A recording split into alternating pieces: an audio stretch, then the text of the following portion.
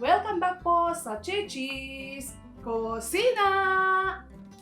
Okay, ngayon pong hapon ay naisip kong ipagluto ang aking pamilya ng isang masarap na ulam sa hapunan. At ang naisip ko pong iluto ay chicken curry. Kaya, sige po, samahan niyo po akong magluto. Sa ating pong mga sangkap, kakailanganin po natin siyempre ang chicken. Isang one whole chicken po ang aking hiniwa, ang aking binili. And meron din po tayo ditong patatas. Tatlong buong medium patatas po yung hiniwa ko.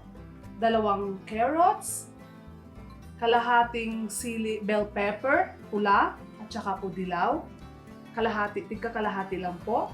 And meron po tayo ditong sili. After po na luto na yung ating chicken curry, ito po yung ilalagay natin sa ibabaw.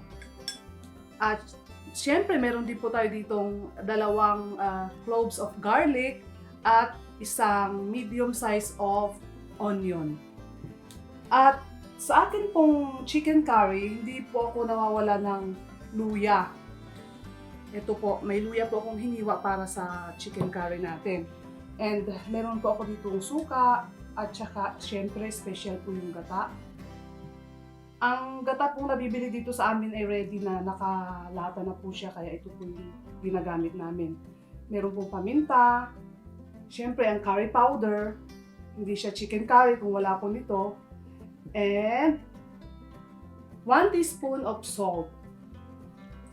Ngayon po, meron na ituturo ko po sa inyo kung paano ko niluluto ang aking chicken curry. Bago ko po siya lutuin, binababad ko po muna siya ng 15 minutes sa curry powder. Okay, simulan na po natin ang pagbababad. First, lagay po muna natin yung asin. At bago ako magbabad, teka lang po, nakalimutan ko yung aking flour. Iglalagay po ako nito. At paminta. Depende po sa inyo kung ilang paminta yung gusto nyo, pero ako mas gusto ko yung medyo maanghang-anghang na konti. So marami-rami siya ng konti yung ilalagay ko. Okay, tama na po siguro yon. And isusunod po natin itong curry powder.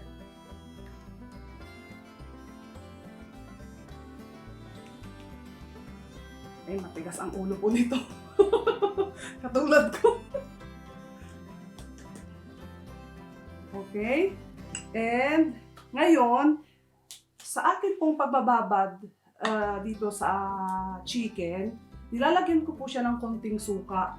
Kasi kaya ko po, baka maitanong po ninyo kung bakit ko siya binababad sa chicken powder, sa curry powder, bago ko siya iluto at suka.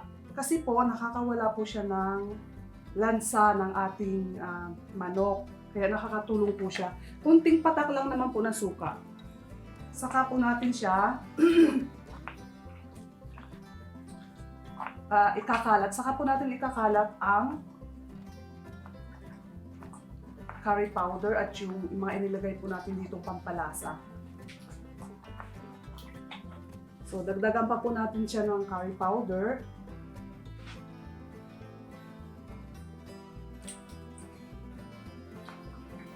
Yayadya rin natin ang luya.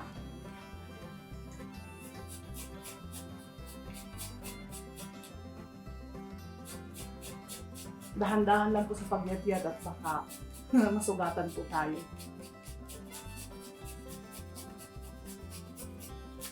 Ngayong may COVID, dagdagan po natin ng luya. Kasi mainam na gamot po ito.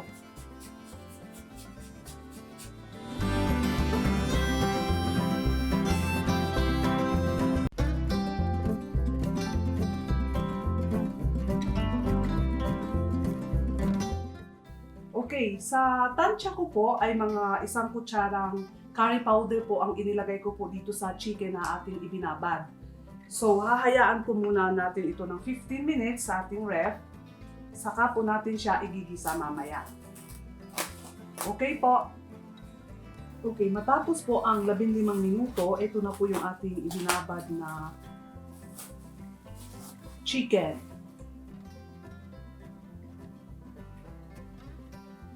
Ang bango. Bango ng luya at saka nung pinaghalong luya at saka chicken curry powder. Okay? Pwede na po natin itong igisa ngayon.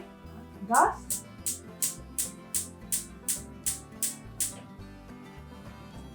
Okay, maglalagay po tayo ng mantika. Okay, ayan, mainit na ang ating mantika. Ay, ang ating kawali. Sorry. Lalagyan natin ng mantika. Depende po sa gusto nyong sukat. Okay, nilagyan ko lang po siya siguro ng mga isang kutsara. Isang kutsara hating mantika. Okay, at ngayon, igigisa na po natin ang ating binabad na manok. So first, igigisa po natin ang ating sibuyas. Ayan.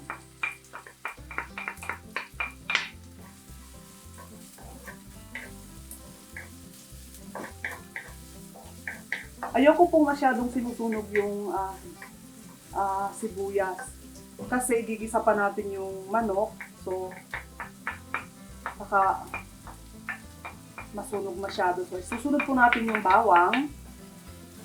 Okay, ayan. Pwede na po natin isunod ang ating manok.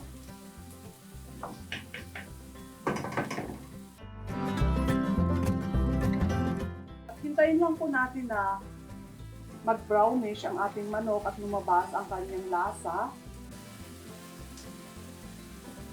Sa pagkatapos po nun, pwede na po natin ilagay ang ating gata. Okay. Sasangkot siya po muna natin ito. Na natin lahat.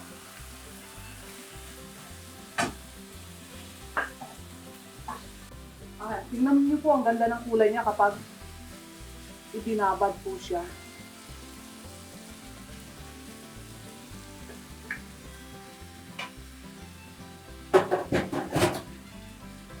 Bango!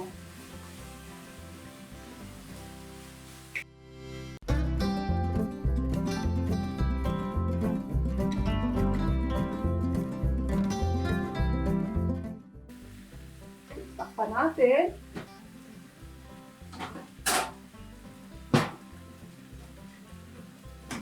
Hayaan po natin na siya ay nasangkot sang mabuti, and then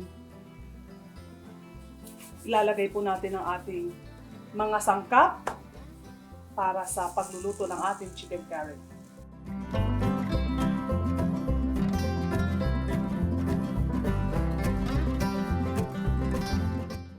Ayan po, at medyo half cook na siya. Kaya pwede na po natin ilagay ang ating patatas. Ayun, ilalagay natin ang patatas.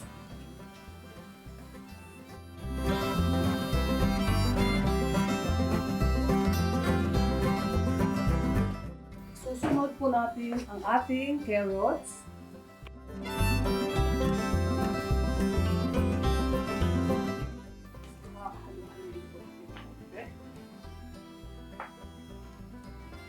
Atin pong isusunod ang gata.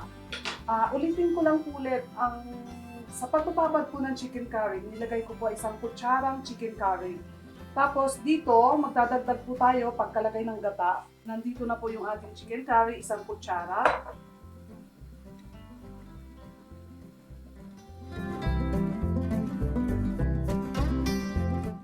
Okay, iwan na lang po natin at hayaan natin kumulo. Takpan po muna natin. Ngayon,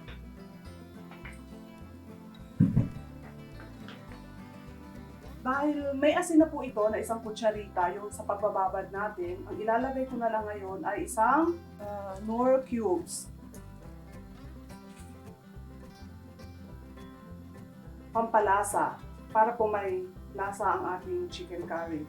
Depende po sa inyo, optional naman po kung gusto niyo maalat o matabang, kayo na po ang bahalang mag-adjust. So, ang nilagay ko po dito ay isang chicken cubes. Ngayon, tatakpan po natin ito at mamaya titingnan natin kung kung sakto lang po ang lasa at magdadagdag po tayo ng patis kung kulang pa. So hayaan po muna natin maluto at babalikan po natin siya maya-maya.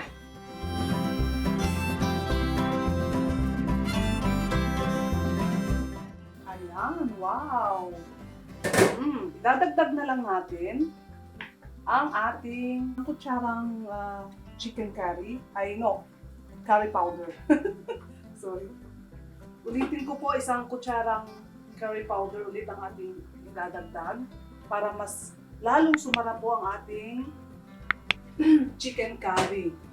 Ngayon, pwede na nating idagdag ang ating sili.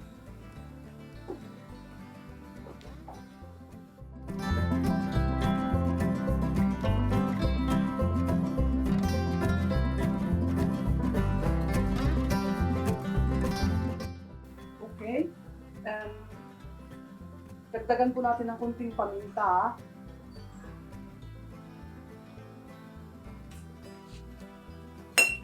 At ating tikman kung masarap na siya.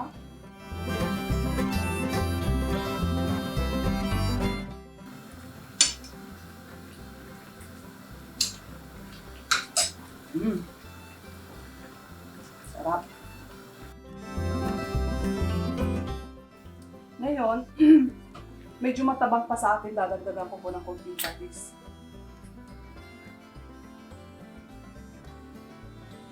Okay. Optional po. Depende sa inyo kung gaano kayo kaalat na timpla ng inyong lulutuin.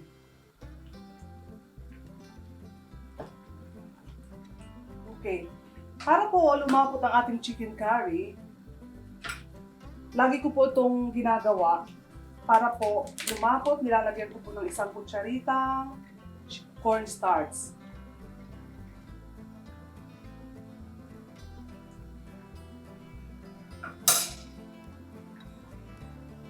Pampalapot po siya na mas masarap yung medyo may yung dense po ng ating gata ay medyo lumapot. Okay, takpan po natin ulit at siguro mga 5 minuto, ready na po ang ating chicken curry. Okay. Okay, hinaan natin ng konti ang gas. Ngayon, idadagdag na natin ang ating sili. At huwag po natin kalimutan para mas mabalance yung ating niluluto at yung ating chicken curry. Lalagyan po natin siya ng konting sugar. Siguro mga 1 teaspoon, mga 1/2 para lang mag-balance at magkaroon ng tamis na konti.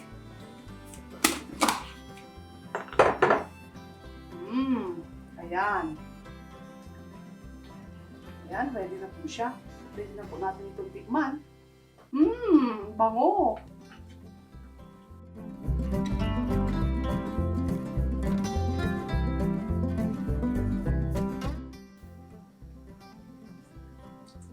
Ay, ang sarap. Yay! Luto na po ang ating nilutong chicken curry. Pero, bago ko po tikman ito, gusto ko lang po magpasalamat sa lahat ng nag-share, likes, and subscribe po ng aking video channel. Maraming salamat po sa inyong lahat. Natouch po ako sa comment ninyo. At dahil po dyan, may pa-raffle po kami. At kung gusto niyo pong sumali sa raffle, huwag niyo pong kalimutang mag-comment down below kung anong gusto niyo pong lutuin po sa susunod. At syempre, huwag niyo pong kalimutang mag-share, like, and subscribe ng video ito upang makasali kayo sa aming raffle. At ang premyo po namin is 500 peso worth of load po sa mga nasa Pilipinas at kamag-anakan nating nasa Pilipinas. Kaya kung gusto niyo pong sumali, please comment down below. Okay, ngayon pwede na po nating tikman. Pero may shoutout lang po ako kay Ate Precious na unang nagpa-shoutout po sa amin. Ate Precious, ingat po kayo dyan at sa lahat po ng mga kababayan naming nasa Pilipinas, kamag-anakan, mahal sa buhay. Ingat po kayong lahat. Magdobling ingat po. At kami rin po dito sa Italia ay nag-iingat. Maraming salamat po. At ngayon, titikman na natin ang aking niluto. Tikman po natin kung masarap. Bango! Ang bango! Lagyan po natin siya ng maraming sauce sa ibabaw. At mas gusto ko po yung maanghang. Lagyan natin ng sili.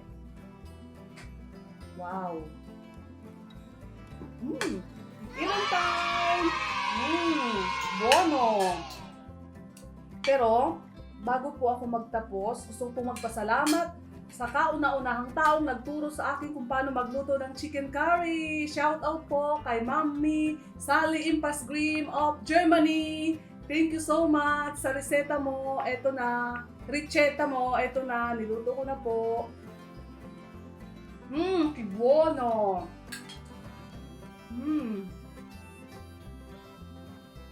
Buonissimo!